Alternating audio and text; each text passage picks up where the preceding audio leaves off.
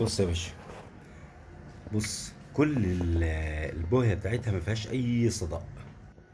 اهي، اهي بسم الله ما شاء الله، ما فيهاش اي صدأ.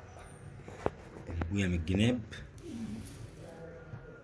شايف البويه عامله ازاي؟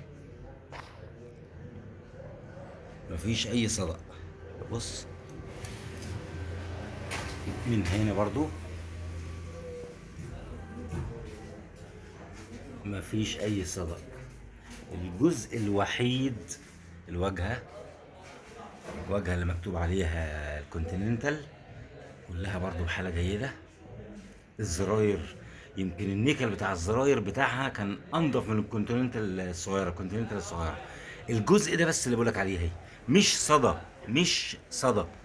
بص اللون ابتدى يروح، بس لان هو الحديد المعدن بياخد ماده من تحت اللي زي المعجون مثلا في البدايه، وبعد كده اللون الاسود هو بقى اللي زي قشره الاسود بس اللي متشاله، مش صدى. الحديد ما بانش برضو. من اجيب لك الظهر برضو، طبعا دي فيديوهات خاصة يعني، مش مش فيديوهات عرض. برضو من الظهر اهو، بص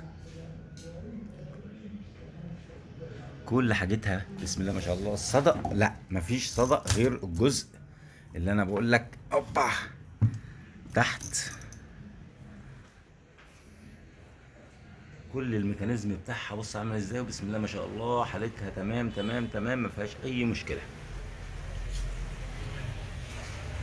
الجزء اللي قدام ده بس اللي بقول لك عليه، اللي هو يعتبر القشره السوداء راحت. طبعا مش عايزين نعمل فيها اي لعب ولا اي حاجه، لان هي على طبيعتها.